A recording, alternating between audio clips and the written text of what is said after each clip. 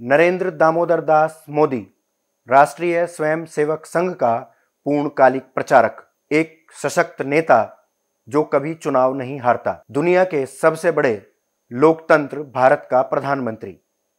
बतौर प्रधानमंत्री तमाम बड़ी उपलब्धियां उनके खाते में हैं। उन्होंने अपने बूते भारतीय जनता पार्टी को सत्ता में लाकर खड़ा कर दिया। देश की सबसे पुरानी पार्टी कांग्रेस को सबसे ज्यादा नुकसान पहुंचाया। 10 साल से नरेंद्र मोदी के सामने विपक्ष का कोई नेता ठहर नहीं पा रहा है। विपक्ष तो छोड़िए, उनकी पार्टी में उनका कोई विकल्प नहीं है। फिर भी यह दिग्गज नेता रोता है। आखिर प्रधानमंत्री नरेंद्र मोदी क्यों रोते हैं? क्या वे बेहद कमजोर हैं या बेहद संवेदनशील व्यक्ति हैं, या यह उनकी सोची समझी रणनीति होती है? यह सवाल जितना बड़ा है, इसका जवाब तलाश करना भी उतना ही मुश्किल है। लेकिन हमने इस सवाल का जवाब तलाश किया है। नरेंद्र मोदी पिछले कुछ वर्षों के दौरान कब कब रोए और किन वजहात के कारण रोए, यह जानना जरूरी है। आइए देखते हैं। ये चीजें देखता हूं, मन को इतना संतोष होता है।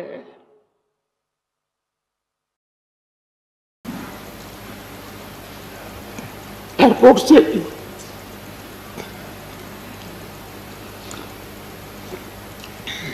उन्होंने मुझे फोन किया और जैसे अपने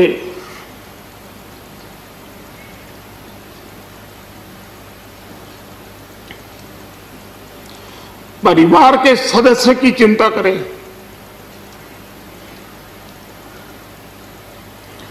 वैसी चिंता मेरे देशवासियों, मेरे घर परिवार,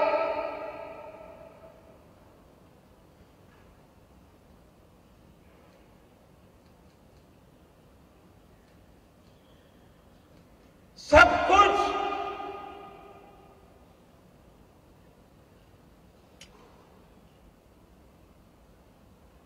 देश के लिए छोड़ा है। A bit about her. मैं भी एक सामान्य परिवार से हूँ। मेरे जीवन में मेरे माँ बाप का बहुत बड़ा रोल रहा है। मैं बहुत गरीब परिवार से हूँ। आप जानते हैं, मैं रेलवे स्टेशन पे चाय बेचता था। हमारे पिताजी तो रहे नहीं हैं। माता जी है, 90 साल से भी ज़्यादा उम्र है। आज भी अपने सारे काम खुद करती हैं, सब कुछ काम खुद करती हैं। पढ़ी लिखी नहीं है, लेकिन टीवी के कारण उनको समाचारों का पता रहता है, दुनिया क्या चल रही है, वरना कुछ पता नहीं था। अब जब हम छोटे थे तो हमारा गुजारा करने के लिए वे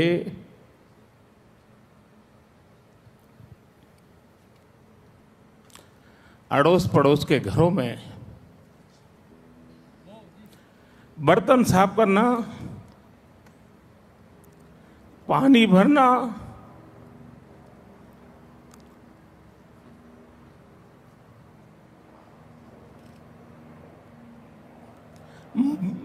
मजदूरी कर रहा, वो शब्द उपयोग न करें। उन्होंने कहा, नरेंद्र भाई ने कृपा की।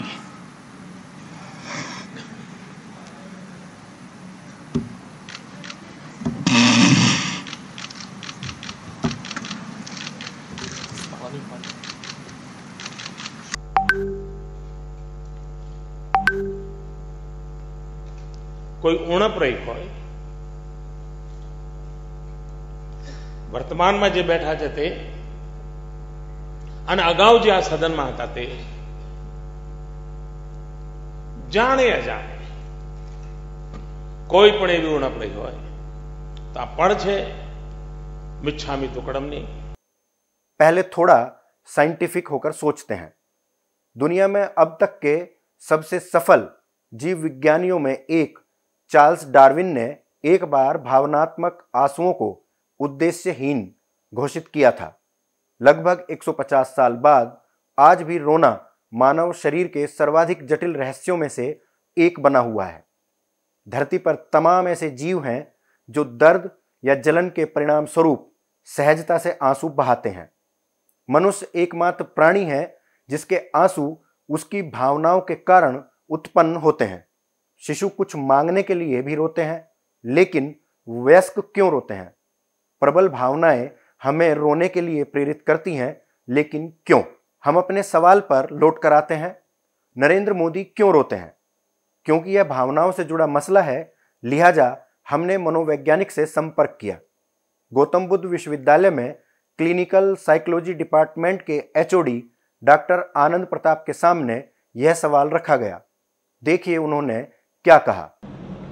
अगर हम पॉलिटिकल लीडर्स की बात करें या मोदी जी की बात करें, मोदी जी भी कई बार अपने भाषण में अपने जीवन के संघर्षों की बात करते हैं, अपने माता जी के संघर्षों की बात करते हैं, अपने बचपन के जो उनके संघर्ष रहे हैं उनकी बात करते हैं। तो जब वो अपने भीड़ के सामने होते हैं, ऐसी भीड़ जो उस भीड़ में भी बहुत सारे ऐसे लोग होंगे जिनके परिवार में मोदी जी जिस तरह के संघर्षों की बात कर रहे हैं उस तरह के संघर्ष से लोग गुजर रहे होते हैं। तो जब इस तरह का रोना किसी इतने मजबूत व्यक्ति के द्वारा प्रदर्शित किया जाता है जो इतने उच्च स्थान पर बैठा हो, तो जो सामने की भीड़ है वो भीड़ भी उस व्यक्ति में अपने आप को देखती है और वो व्यक्ति भी उस भीड़ में अपने आप को देखता है। तो एक बहुत अच्छा, बहुत सरल तरीका है कि इमोशनल कैथारसिस के माध्यम से कैसे हम एक ही बार में एक बड़े पॉपुलेशन के साथ, एक मास के साथ हम अपने आप को जोड़ लेते हैं और पूरी मास भी, पूरी भीड़ भी हमारे साथ इमोशनल कैथारसिस के माध्यम से आसानी पूर्वक जुड़ जाती है। नरेंद्र मोदी इस वक्त दुनिया के टॉप लीडर्स में शुमार हैं। मसला राजनीति से भी जुड़ा है। ऐसे में सोशल साइंटिस्ट क्या सोचते हैं? शारदा यूनिवर्सिटी के humanities and political science department की प्रोफेसर डॉक्टर रुक्मिणी जोशी इसे मास अटेंशन के लिए जरूरी मानती हैं। मतलब यह प्रधानमंत्री नरेंद्र मोदी की राजनीति का एक हिस्सा हो सकता है। मोदी जी जैसे कद्दावर नेता द्वारा इतना फ्रीक्वेंटली जो आप कह रहे हैं कि आंसू निकल जाते हैं या रोने जैसा, तो दो कारण होते हैं। एक है कि one has been strong for quite long time, तो कुछ इवेंट्स ऐसे हुए जिसमें आपको अचानक से खुशी देखने को मिली, जैसे कि हम 2014 के बाद देखते हैं कि जब वो जीते थे तो उसके बाद की जो स्पीच थी उसमें आंसू आना, तो समझ में आता है कि हाँ ठीक है, एक सीएम जो लंबे समय तक सीएम रहे और उसके बाद पीएम बने हैं तो एक खुशी होती है, तो खुशी के आंसू हैं। एक है कि as a leader of the country आप प्रेजेंट कर रहे हैं, आप कुछ ऐसा इवेंट हो गया है, चाहे वो उरी हो या फिर आपका क्या कहते हैं मणिपुर के अटैक्स हों या जो क्राइसिस वहाँ पे हो रहा है, उसके बाद किसी रैली में आप भावुक होते हैं तो वहाँ दुख भी होता है। पर एज अ सोशल साइंटिस्ट अगर आप एनालाइज करो एक पॉलिटिकल सिचुएशन को और एक पॉलिटिकल लीडर के स्पीच को, तो और वो भी इंडिया जैसे एक बड़े कंट्री के पॉलिटिकल लीडर को, जिसके अंदर it's not like one party और two party system where we have a multi party system. तो एनालिसिस में कई बार ये भी होता है कि ये केवल आपके इमोशंस जो हैं वो सुख या दुख नहीं दिखला रहे, बल्कि वोट बैंक पॉलिटिक्स भी है together attention of the voters. क्योंकि पार्टी किस वक्त कहाँ पे कितना काम कर रही है ये हर व्यक्ति को पता होता है, खास तौर पे जब आप उसका हिस्सा हैं कि मेरी परफॉर्मेंस क्या है। तो उसके लिए फिर वो कहते हैं ना पॉलिटिक्स में तो साम दाम दंड भेद सब ज़रूरी है, तो कहीं आपकी परफॉर्मेंस चाहिए तो कहीं आपके इमोशंस चाहिए।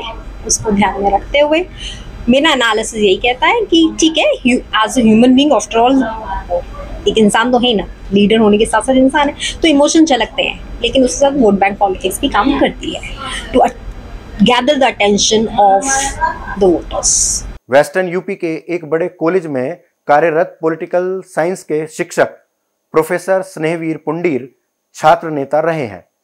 वह 15वीं शताब्दी के मशहूर राजनयिक और दर्शन शास्त्री निकोलो डी बर्नार्डो डेई मैकियावेली के एक सिद्धांत का हवाला देकर इस सवाल का जवाब देते हैं। राजनीति विज्ञान में ये माना जाता है और तमाम सारे विचारक जो हैं वो, चाहे हम मैकियावेली को पढ़ें जो पश्चिमी विचारक जिन्हें हम मानते हैं, या भारत में हम कौटिल्य को पढ़ें, हम उसका मूल यही होता है कि जो मुख्य समस्याएं होती है उससे ध्यान भटकाने के लिए कुछ भावनात्मक मुद्दे होते हैं।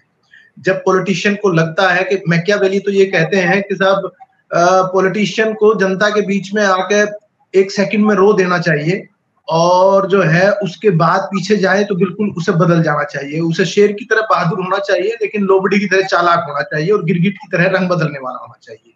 ये सारे इशू पॉलिटिक्स में चलते रहते हैं पंकज जी।